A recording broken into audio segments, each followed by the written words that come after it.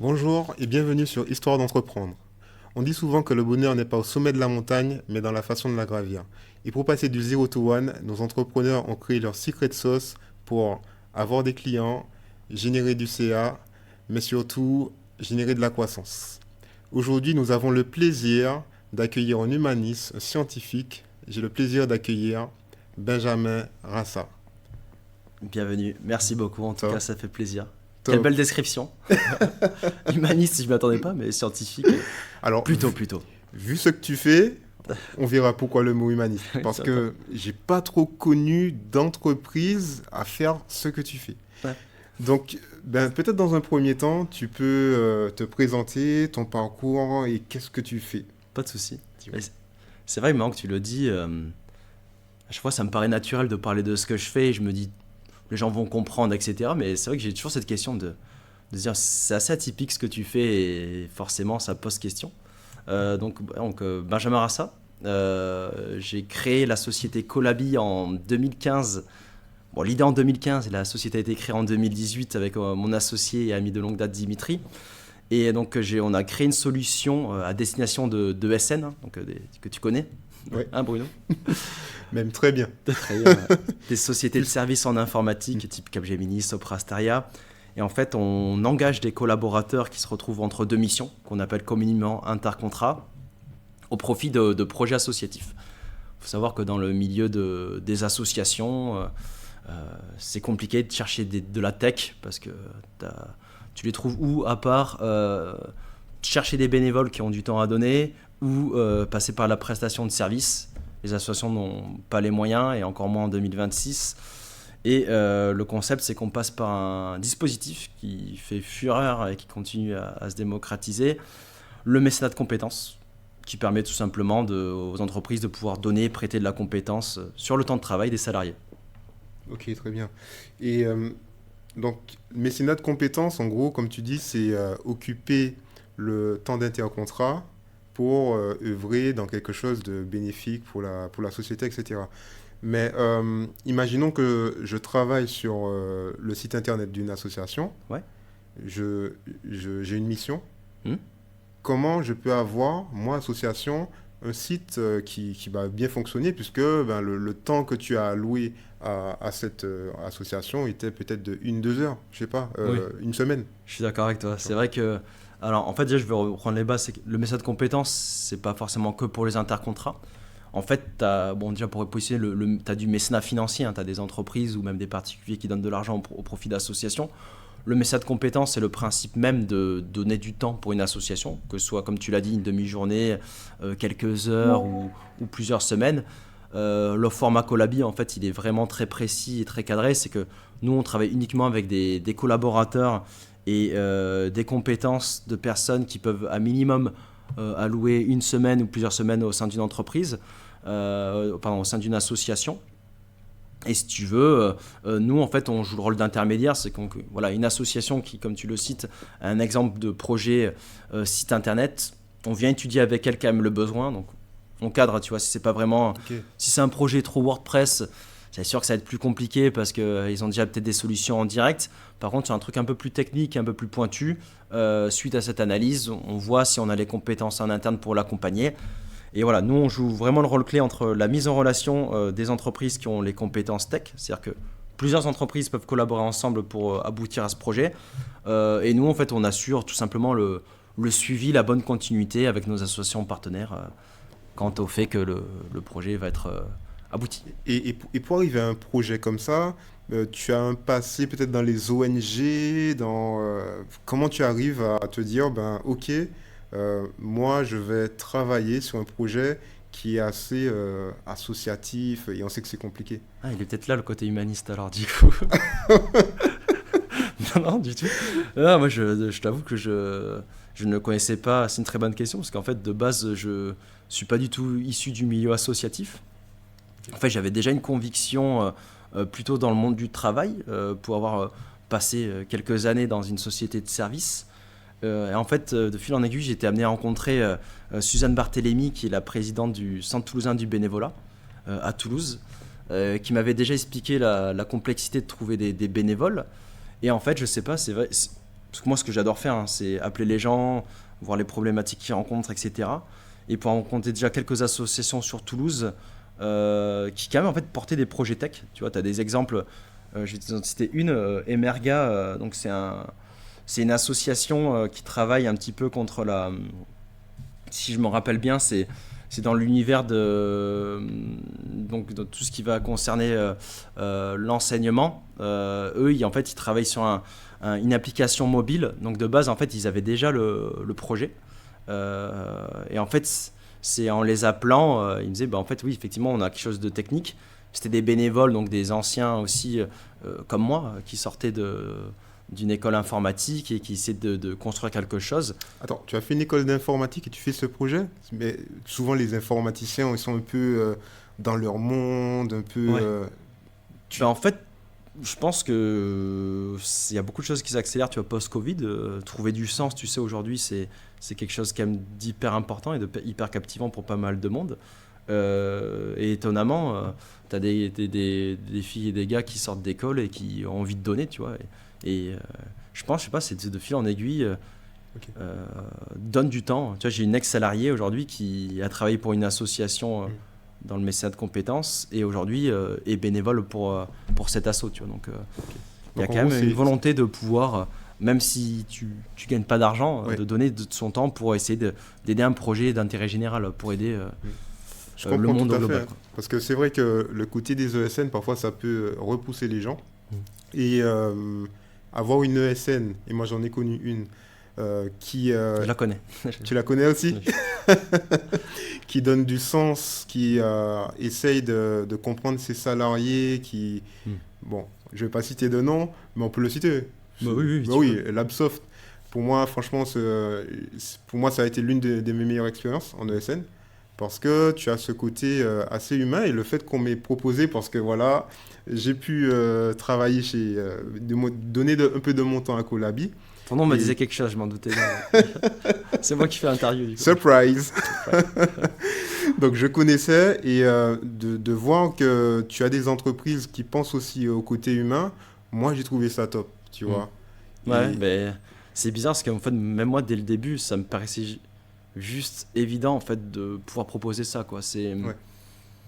Je sais pas comment je l'ai senti, mais c'est vrai qu'après, toute ESN ne fonctionne différemment, mais ce qui fait qu'une ESN marche aussi, c'est que t'as quand même si c'est un contrat de travail, que une ESN, entre guillemets, gagne de l'argent parce que voilà, il faut qu'elle missionne, trouve des clients et avec un pipe de collaborateurs disponibles pour les missionner, voilà, sur des missions facturées.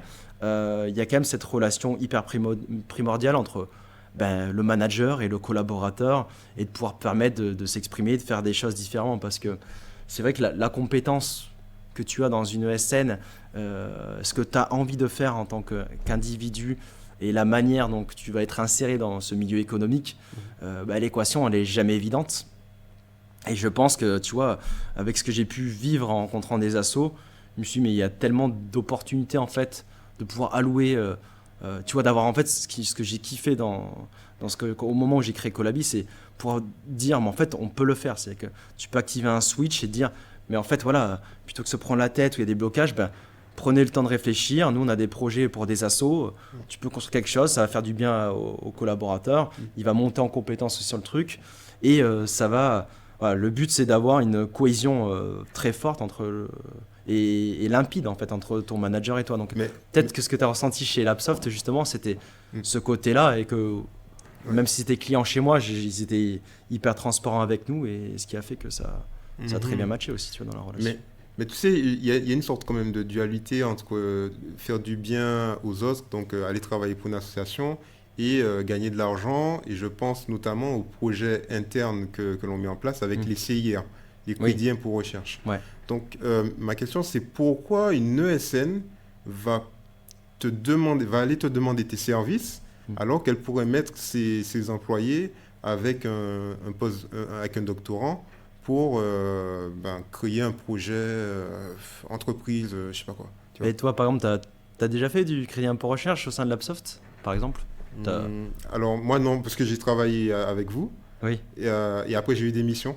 Ok, ouais, donc c'était immédiat. Mais Mm. est-ce que toi, par exemple, si on t'avait dit tu préférais travailler pour une association ou pour un projet interne dont tu sais pas, Ouais. après, bon, si tu l'as pas fait, mais c'est juste. Ouais. Juste pour te répondre, Ouais. je pense que j'aurais fait Colabi. Ouais, Ouais. carrément, parce que moi, je dis toujours, hein, quand je vais travailler dans une ESN, par exemple, moi, il me faut un truc qui ait du sens. Mm. Et par exemple, moi, je n'aime pas travailler dans le militaire. Tu vois, Ah, bah oui, c'est sûr que. tu vois. Mm. Donc, oui, Et- vas-y, continue. Mais voilà, c'est comme je pense que chaque individu a des convictions fortes. Ouais. Après, le crédit impôt recherche, chacun a mis une finalité différente. C'est-à-dire que on est quand même sur pour l'ESN, l'intérêt, c'est quand même de pouvoir capitaliser par exemple sur de la recherche et des compétences. Donc être propriétaire d'algorithmes, dédier du temps là-dessus. Après, le ressenti collaborateur, il est différent parce que tu restes quand même sur des projets, j'en connais pas beaucoup, mais qui sont plus de la recherche et plus isolé, on va dire, parce que il n'y a pas de finalité, il n'y a pas de client in fine. Tu sais pas, tu sais que tu fais ça, mais qui peut avoir un intérêt, mais tu sais pas quelle cause ça va desservir. Alors que travailler pour une association, tu vois, nous c'est immédiat, c'est-à-dire qu'en gros, un responsable d'asso qui a besoin d'une compétence et qui est immédiate, au lendemain, si je sais pas, tu as des compétences en Next.js et que l'asso la recherche, eh ben, tu vas pouvoir directement rencontrer le responsable, lui en parler, et le gars il va te dire pourquoi il fait ça, tu vois. Et travailler pour une asso, par exemple, tu as une asso Surfrider Foundation qui travaille sur des intelligences artificielles pour la détection de pollution plastique dans les mers, avec du traitement d'images assez massif. Ah, j'aime bien. Tu as des bénévoles qui se baladent avec des kayaks et tout, qui prennent des photos. Ouais. Donc c'est géolocalisé, tu es capable de détecter quel type de pollution plastique c'est, de les cartographier sur une map. Tu vois, ça parle Ça beaucoup donne du plus que de sens, te dire ouais, tu ouais. vas travailler sur une techno parce que l'IA c'est hyper important et on a un budget et on a besoin de faire la recherche dedans. Oui, mais toi, tu vois, pourquoi tu fais tout ça? Mais carrément. Et tu sais, ma question, alors là, je vois le bienfait de ton projet, mais c'est quoi le business model? Est-ce que c'est s'attaquer à la RSE, au côté RH? Donc, c'est quoi le business model et comment tu gagnes de l'argent avec ce genre d'entreprise? Ouais, alors le business model, même si, alors là, donc la boîte, pour rappel, on l'a créée à Toulouse et on devait se faire accompagner au début. On m'a toujours demandé, mais votre truc, ça marchera jamais et votre business model n'est pas le bon. J'ai fait, ah ok, d'accord. Et le business model n'a pas changé en fait, vu que on m'avait dit, je comprends pas, c'est les associations, c'est elles qui devraient payer dans le modèle et tout. Je fais, mais elles n'ont pas les moyens, l'intérêt il est pas là et je pense qu'il y a quand même un intérêt à faire payer les entreprises. Justement pour donner l'opportunité aux salariés de pouvoir s'exprimer dans le milieu associatif. On m'a dit, bon, ils paieront jamais. Je fais, ok, on va voir ça. Donc on n'a jamais levé de fonds. Okay. Et ma conviction initiale est toujours la même depuis maintenant 8 ans, donc j'ai pas eu besoin d'aller chercher ces personnes-là. Et donc le business model, en fait, il paraît pas évident, mais en fait, c'est bien les ESN qui payent pour occuper leurs salariés. Donc, c'est-à-dire qu'en gros, ils vont toujours continuer à payer le collaborateur comme s'il était toujours rattaché à leur entreprise. Et en plus, on leur facture un accompagnement journalier sur nos projets mécénat. Après, donc je te coupe 2 secondes. Ouais. De ce que j'entends quand même, tu as quand même une force qui te fait aller à contre-courant de ce que les gens t'auraient dit de faire ou de ne pas faire. Parce qu'en gros, tu te dis, ben, en fait, on m'a dit que les voyants sont au rouge, red flag, n'y va pas, parce que le business model, c'est pas ouf. Et toi, tu te dis, let's go. Ouais. D'où te vient cette force entrepreneuriale, en fait? Parce qu'en fait, j'ai discuté avec beaucoup de gens, et quand tu lances un concept assez novateur, ouais. Vaut mieux s'entourer de gens qui critiquent ton modèle que ceux qui l'applaudissent. Quelqu'un qui va dire c'est bien ce que tu fais, bravo, continue. Qu'est-ce que tu vas apprendre, tu vois? A priori, rien. Donc, je te remercie et ça va te mettre dans un confort d'idée. Mais cette idée, personne ne le sait à l'avance, en fait. Moi, on me dit que ça va pas marcher, mais pourquoi? Alors, je veux bien le croire. Ou peut-être que quelqu'un l'avait déjà fait par le passé, mais si on me donne pas des preuves tangibles, autant la tester et pas grave, si ça échoue, peut-être que je facturerai les assos, tu vois. Mais tant qu'on l'a pas fait, moi c'est sûr que j'avais une conviction forte. Donc je suis pas dans l'objection avec les personnes qui me disent ça, mais du coup tant que tu l'as pas testé, bah tu sais pas si demain il va y avoir une météorite. A priori non, j'espère. Je pense que tu penses comme moi. J'espère que non. Donc c'est un peu un jeu de poker en fait. Pas vraiment, en fait tu dis non, je pense que quand tu es convaincu d'un truc, tu commences à parler avec les gens, tu arrives à créer un truc, tu sais que l'intercontrat il est là, déjà en fait au début on l'a monté à titre gratuit, donc c'est à dire qu'en gros on a trouvé un premier collaborateur, on l'a mis en relation avec une association, en fait on a fait tout le schéma sans être payé. Parce qu'en fait aussi, ce qu'on t'a pas dit, c'est que l'entreprise s'y retrouve quand même d'un point de vue fiscal parce qu'elle permet de réduire le coût de leur intercontrat. Donc au travers d'un mécénat, c'est qu'en gros, par exemple, sur un collaborateur qui coûte en intercontrat 300 € par jour à charge à l'entreprise, même si elle va me payer une contribution journalière en plus, à la fin de l'année, elle peut le défiscaliser. C'est-à-dire qu'en gros, tu viens réduire de 60% la charge de ton intercontrat. Donc l'idée d'y greffer un modèle de facturation en avance pour les ESN et après les accompagner dans la réduction fiscale, c'est un intérêt. Et comme on évolue dans du B2B, notre objectif c'est comme s'entourer de gros clients pour faire vivre et continuer à faire prospérer Colabi. Et tu sais, on arrive à une question importante pour ce podcast, l'importance du réseau. Parce que de ce que j'entends, tu as quand même pu tester, itérer, tu as pu écouter des conseils positifs. Est-ce que pour toi, le réseau a été important? Est-ce que tu as eu des connexions qui t'ont permis d'être là où tu es, d'avoir les contacts que tu as? Donc, parle-nous de l'importance du réseau dans la création et le devenir même de Colabi. Ouais, écoute, de toute façon, en fait, pour te faire très simple, le réseau n'existait pas. Donc, je sortais d'une école d'ingénieur, hein, donc pas d'école de commerce. Et de toute façon, aucun membre de ma famille ne travaillait dans le milieu des sociétés de services. En fait, ce qui m'a vraiment drivé, il y avait un moment où il y avait un déclic parce que, tu sais, quand tu montes une boîte, généralement, quand tu ne te rémunères pas au début, avec Dimitri, on touchait le chômage. Donc, on s'est dit, on a 2 ans pour le faire fonctionner. De toute façon, on n'a rien à perdre et on voulait le lancer, ce truc, parce que c'était un projet universitaire. Et il fallait absolument. Il fallait que ça fonctionne. En tout cas, on n'aurait pas de regret à l'avoir essayé. Et du coup, on part de rien. Assis, capital social, 1 € chacun. Donc, on s'est payé un café. On s'est payé un café, on s'est dit, on va se motiver avec un café. Donc, ça, c'était ça. 1 € apporté à la boîte. Et on s'est dit, on teste des trucs, on rencontre des gens. Et en fait, le délai se réduit, tu sais. Tu as le chômage qui se réduit, tu te refocus sur un truc.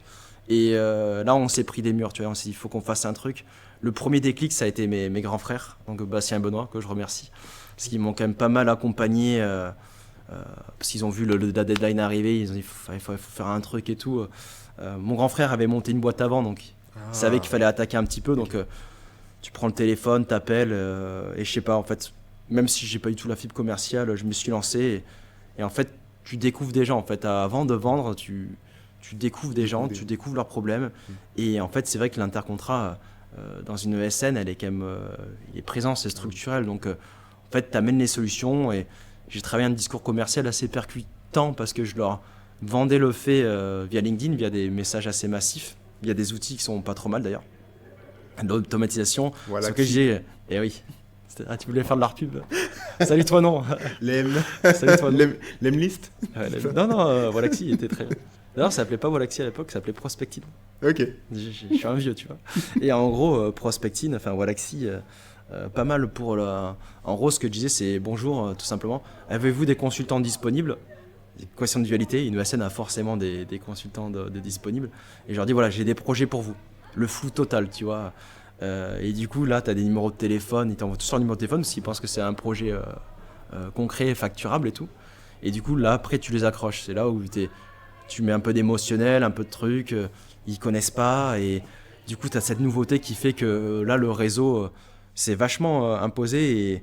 Et en fait, c'était tellement naturel pour moi de tous les tutoyer. Même des dirigeants, il y a des gars, des présidents de SN qui m'appellent. Et le gars, je l'ai au téléphone, je ne connais pas. Je lui dis oui, qu'est-ce que tu en penses? Et en fait, je sais pas, même eux, ça leur paraissait pas naturel, mais il y a direct un switch où ils se mettent au tutoiement. Et en fait, je pense que le personnage que je suis aujourd'hui, c'est créé via cet exercice-là, tu vois. En fait, même quand tu fakes quelque chose, tu le deviens, en fait. Tu deviens cette personne. Et c'est juste naturel, en fait. Tu changes sans faire gaffe, tu vois. C'est rigolo. Et en fait, je me suis vachement plu dans cet exercice.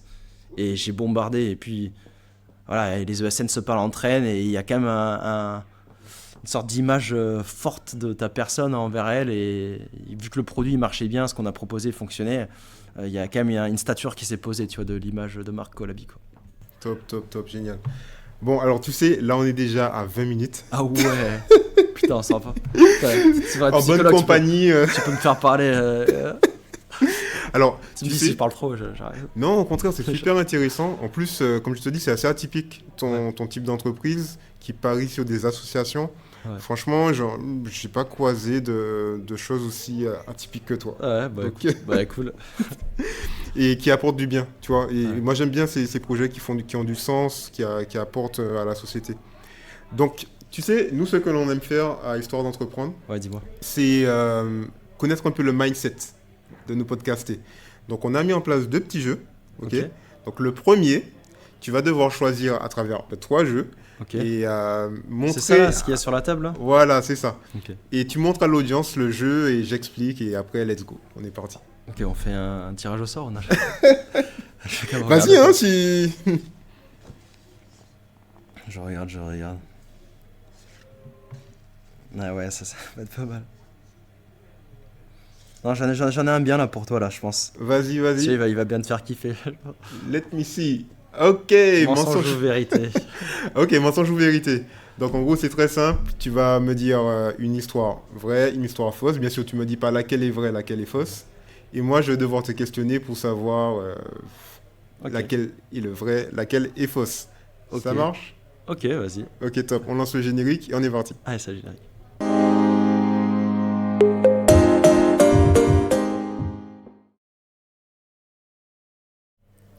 Bon, très bien. Tu as 1 minute pour me raconter ton histoire vraie, ton histoire fausse. Bien sûr, tu me dis pas. Là, Let's ça go. va être rapide. Bon, attends, ah oui, je peux inventer celui-là. Non, je rigole. Non, en fait, j'ai deux, tu vois, c'est assez simple. Donc, alors, donc j'ai deux histoires, donc ça sera à toi de deviner quel est le vrai et le faux. Donc, on s'est déjà frappé avec mon associé, donc on en est arrivé aux mains, et il y en a un des deux qui a failli tomber KO, où, où j'ai signé un contrat à presque 1 million depuis mes toilettes. Voilà, c'est simple. Ok. T'as Alors, vu, pour l'histoire est-ce que c'est de... atypique pour toi, ça? Ouais, très Tu te dis, mais c'est quoi ça? Alors, pourquoi tu aurais tapé ton associé juste pour le fun comme ça? Ou pourquoi j'aurais signé depuis mes toilettes? Ok. Est-ce que quand tu dis signer depuis tes toilettes, c'est parce que tu Ah, en as... téléphone. Ouais. Tu as fait un prêt, tu as eu des business angels, c'est quoi l'histoire? Ok, on Ah, signe. pardon. Ouais. Excuse-moi, oui, c'est un contrat de prestation avec une grosse société de services. À combien, tu dis? Quasi, au total, je pense, en cumulé, ils ont cumulé quasi 600 000 ou 700 000 euros de chiffre d'affaires Ok, sur 3 ans. Donc, d'accord. Et pour l'autre histoire... Ah, et le temps est fini, donc je devrais dire lequel est vrai, lequel est faux. Pour l'autre histoire, est-ce que vous êtes toujours amis? oui. Oui. Ouais. Ok. Enfin, il est à Toulouse, donc Il est toujours à Toulouse, Mais si- il Non, a peur vit de à toi? Paris, mais si. Franchement. Et je t'ai pas dit qui était tombé KO, donc Ok. tu peux pas Alors, savoir qui a peur de qui. ben, moi je pense que l'histoire vraie, parce que j'aurais dit que c'est l'histoire fausse, c'est la première. Donc la première c'est l'histoire vraie et et l'autre, non, t'as pas signé depuis tes toilettes. Ah, c'est vrai, je me suis dit. Ouais, c'est vrai, bah, tu l'as ressenti, donc c'est. Ouais, on en est venu aux mains. Ah ouais. Ouais, des fois, il y a des petites. Ouais. Non, mais je pense que c'était un peu en soirée. Je pense qu'on s'est. Mais en plus, ça veut rien à voir par rapport à la boîte, tu vois. Mm. Donc, c'est juste pour dire que les risques, tu vois. En gros, en fait, l'histoire aussi, c'est que la boîte, on l'a montée il y a 8 ans, mais Ouais. en fait, quand t'es avec quelqu'un, même si c'est ton meilleur pote, Ouais. et je trouve que c'est hyper essentiel de s'associer quand tu montes une boîte. Il y a toujours des hauts et des bas. Comme dans un couple, en fait, c'est des disputes long terme. Et le nombre de fois où on a voulu arrêter la boîte. Tu sais, c'est intéressant ce que tu dis, et je vais rebondir un peu là-dessus parce que moi j'ai connu beaucoup d'entreprises, donc des gens qui se sont mis en start-up, en entreprise, SASU, SAS, SAS, EURL, etc. Ouais. Et souvent, ça finit mal. Quand arrivent les notions d'argent, argent gagné ou pas gagné, hein, Mais quand il s'agit de l'argent, quand il s'agit de prendre des décisions, quand le truc commence à devenir sérieux, Ouais. ben, les gens, alors qu'ils étaient meilleurs amis, boum, ça Ouais, casse. ça va. Tu vois. Eh oui, c'est dur, hein, parce qu'en fait, de base, on est quand même potes Ouais, avant de monter la boîte, donc c'est sûr que tu as une couche ouais. une stature qui s'est mise, qui s'est mise qui s'est mis au milieu, tu vois. Et c'est là où, bah, pour reparler de Valérie, à un moment donné, elle avait donné un conseil, mais tellement fou que je sais même pas si elle le sait d'ailleurs, donc ça, je parle à la caméra directement, parce que elle nous avait dit, mais en fait, arrêtez de vous voir comme deux individus différents. Mais voyez-vous comme une entité, quoi. Comme c'est l'entité Colabi. En fait, vous devrez réagir pareil, même si vous pensez différemment. Quand vous prenez un choix, vous l'assumez et vous jouez le rôle jusqu'au bout d'être deux, tu vois, un seul noyau, même si c'est deux entités, un seul noyau pour faire fonctionner cette boîte. Parce que Un si tu as couple, des quoi. divergences et tout, mais ouais, mais c'est vraiment plus fort qu'un couple, c'est vraiment une fusion, c'est un Ouais. seul cerveau, quoi. Un couple, c'est quand même bien d'avoir deux manières de penser, mais quand tu montes une boîte, même si qu'on est deux, c'est moins faire un bloc et faire le même écho, quoi. Parce que papa-maman réagit différemment, tu vois. Papa va être un peu plus. C'est différent. Mais si, c'est presque comme un couple. Ah, mais carrément. Et tu sais, je pense que cette notion-là de fusion, quand on ne l'a pas, et je pense parfois il faut l'avoir avec les papiers, hein, avec la loi, c'est-à-dire faire un pacte d'associés, faire des choses qui protègent les individus pour leur dire ton rôle c'est ci, ton rôle c'est ça, avoir un côté assez cartésien. Et c'est un peu comme dans le mariage, tu peux avoir j'ai oublié le nom. Bah, ouais, je sais pas. Je Tu sais pas vois. rien. Des documents, la séparation Ouais, de biens, des ouais, choses comme exact. ça qui Ouais, les protègent statuts. ça, si tu mets trop d'émotionnel, je pense que ça fait partie parfois des choses qui...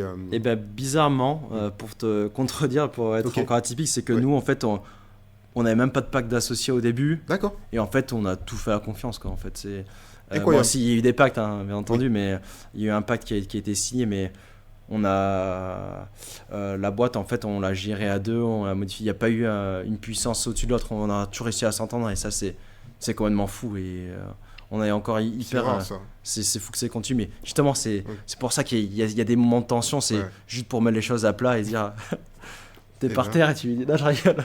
Non, mais Non. en gros, de ce que j'entends aussi, c'est que c'est plus qu'un ami, c'est peut-être de la famille, quoi. Parce que quand je t'entends parler, là, même s'il y a des difficultés, ben, on va les surmonter ensemble. Et je pense que tu as rencontré quelqu'un qui est peut-être quelqu'un que tu considères de ta famille. Ouais, ben ouais, c'est marrant qu'on en reparle. Mais tu sais qu'il s'est marié il y a pas longtemps, donc avec avec sa femme Sa Kim qui est cambodgienne. Ok. Et du coup, on est tous allés au Cambodge pour fêter son mariage et j'étais le témoin de cœur, quoi. Donc ça fait plaisir et c'était. Ouais. Tout se passe bien, donc C'est top, c'est génial. toujours, même des petits points, c'est normal, petit moment de tension, mais Même s'il y a du fight parfois, ouais, mais tu sais, le fact, ça fait du bien. Ouais, eh ben, vaut mieux dire les choses que les garder au fond. Oui, et c'est puis sûr. après, Ah, mais Dimitri, ça, c'est pour ça que je l'en suis hyper reconnaissant, c'est que il faut que les choses soient dites. Ouais. Faut pas, c'est que quand le cœur s'alourdit, plus t'attends, plus c'est compliqué, tu vois. Même s'il est plus direct que moi pour dire les choses, il va le faire, il va le provoquer. Il faut qu'on vide un peu les vases, quoi, comme on dit, quoi. Donc, faudrait que tu viennes un jour dans un épisode du podcast pour parler justement des côtés des relations, comment trouver son associé, moi, je peux tout faire. Hein, non, mais après, moi, c'est plutôt sur la fibre commerciale, donc oui, après, sur la notion d'associé ou. Ah, quand même. Parce que tu es commercial si tu veux, mais tu t'es mis dans un truc avec. Tu as signé je sais pas, c'est une SASU ou c'est une URL? Non, c'est une. De quoi? C'est une SAS, ouais. C'est une SAS. Ouais. Donc tu as signé la SAS avec. Tu t'es engagé financièrement. Ouais. Moi j'aime bien signer et réaliser après ce qui Oui, se passe. après. Je fais, ah merde. Ah merde. Là, Top. Bon, Benjamin, le temps passe. ouais, C'est super intéressant. Mais on va entamer un second jeu pour voir justement le côté de l'éloquence. Tu as dit que tu es commercial, donc ça, tu dois être habitué au pitch. Ok.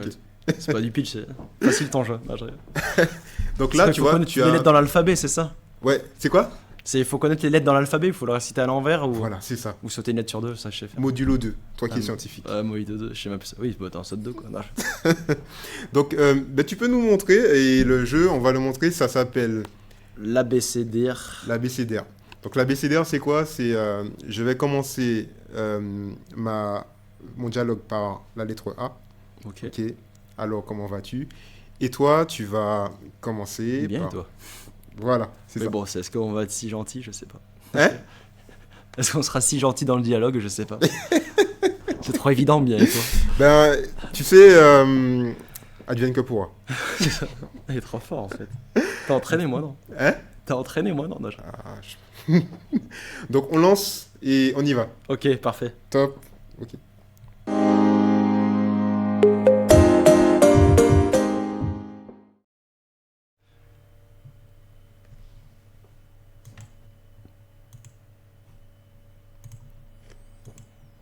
Ok. On est parti dans un, 2. Avec ton parcours, à quel moment tu t'es dit, je ne serai jamais salarié classique? Ben, vu comme ça, je pense que c'était tout simplement par opportunité de me dire, si je signe un CDI, je suis foutu. Comment tu détectes aujourd'hui une vraie opportunité business? Ben, décidément, c'est assez facile, hein, ça se fait beaucoup avec le dialogue, pour revenir sur le D, en tout cas, l'échange et connaître la personne en face. Échec, ce mot, ça résonne quoi en toi? Facilité. J'aime bien quand il faut aller chercher l'échec et c'est beaucoup plus facile après pour résoudre un problème. Grandir en réseau, qu'est-ce que ça a concrètement changé dans ton parcours? Hérisson. Les quoi? Hérisson. Attends, c'est quoi la lettre après? C'est vrai que c'est dur, mais je suis trop nul. Grandir. Alors, c'est moi qui avais dit le G, après tu as dit le H, tu as dit hérisson. Moi je pense que... Vas-y, continue avec hérisson. Attends. Ouais, c'est ça. Oui, oui. Hérisson, c'est des pics. Il faut qu'il y ait des pics dans la vie pour avancer, c'est ça. Ok, Non, vas-y. Attends, j'ai on le déjà prend, oublié on la le question. prend. J'ai Hein? déjà oublié la question, tu vois. C'est trop dur. Tu m'as Alors, laissé le H. Je ne sais pas ce que vous en pensez, Ouais, mais... il est pas validé, celui-là. Ah, il n'est pas validé. Ah, mince. On le valide pas. Ok, mais ouais. mais franchement, Ouais, un beau c'est la score de répartie. 80. Je t'ai dit, c'est le rôle d'un commercial, c'est voir la répartie même quand t'as pas les réponses. Mais H, j'ai vécu hérisson, je vais voir. Quoi. Mais tu sais quoi? La prochaine fois que tu viens à ce podcast, tu retentes la chance. Ok, vas-y, on fait ça. Top. Alors tu sais, là on arrive à la fin du podcast. Et nous, ce que l'on demande, c'est si tu as bien aimé le moment, est-ce que, comme Valérie, puisque tu parlais d'une Valérie, ben, c'est Valérie qui t'a coopté un peu Ouais, bah, à ce podcast. Si tu connais quelqu'un qui génère du CA, qui a le mood entrepreneurial, et puis aussi le mood pour faire ce podcast, ah bah oui, je l'ai, ouais. ah, mais qui nous conseille? Ça fait longtemps qu'il m'a pas écrit, on devait faire du paintball ensemble. Ah, cool. Et oui, mais il m'a jamais relancé, alors que avant, tu sais que je suis pour info, je suis champion d'Europe de Laser Quest. Bon, c'était en Non. 2014, si. Tu connais le Laser Quest? Mais bien sûr. Ouais, t'as fait un- J'ai la Balma à chaque Oui, fois. mais je me suis entraîné 1000 fois là-bas. Non, Si, mais si. c'est top ça. Si, si. Ok. On a joué contre des Américains. Je savais pas qu'il y avait des Canadiens. concours de ça. Ouais, mais là, ça s'est calmé parce que bon, Ok. je pense qu'il n'y avait pas trop de monde. Mais Kevin Le Cerf, qui est pour être dans des cas, alors je sais pas si c'était la lettre K qui devait suivre, non, pas du tout. Mais de la société Clac, du coup, ça fait 2 cas. Ok. On n'ira pas jusqu'à 3. Et du coup, ouais, Kevin Le Cerf, ouais, il était à l'IAE avec moi. Ok. Donc il a fait une école, il a fait un master en innovation. Je le connais de là-bas et on est gardé un peu en contact. Mais c'est vrai que ça fait un moment que j'ai pas pris de ces news, mais Bah Kevin, tu sais quoi? Tu vas renouer contact avec Benjamin et ce sera au podcast Histoire d'entreprendre. c'est ça, tu pourras te taguer. Je te contacterai. Bisous Kevin, on t'aime. Ben top, ben, je te remercie pour le nom. Et nous, ce qu'on demande en dernier lieu, c'est qu'est-ce qu'on peut te souhaiter pour en plus cette nouvelle année 2026? Du bonheur, Bonheur. de la joie et peut-être une copine. Ah ben, Ah ouais, voilà. alors, il y a eu une annonce, donc pensez-y. Benjamin est là. Bah écoutez, je suis disponible. J'ai pas tout donné sur moi, donc j'ai 33 ans. Non, Bah, écoute, on verra. Là, je rigole, je suis pas en stress, mais un peu, tu vois ça. Tu sais, monter une boîte, t'as pas tout le temps tu peux pas tout faire.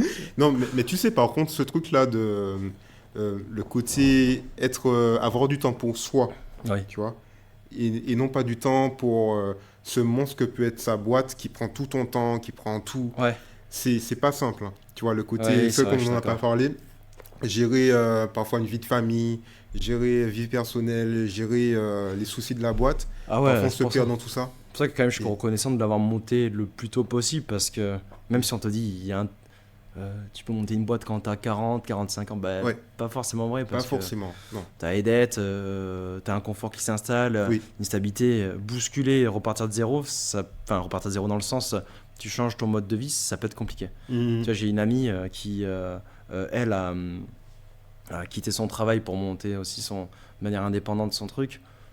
Je vois qu'il y a beaucoup de choses qui la travaillent, elle est quand même un peu plus isolée, Ouais. c'est plus compliqué, c'est un changement, tu vois, il faut savoir s'y préparer. Le côté santé mentale, le côté... et quand tu dis s'y préparer, c'est pour ça que nous, ce podcast, en fait, il est aussi basé sur, pour montrer, pour donner des tips aux gens, Mm. pour avoir ces retours d'expérience.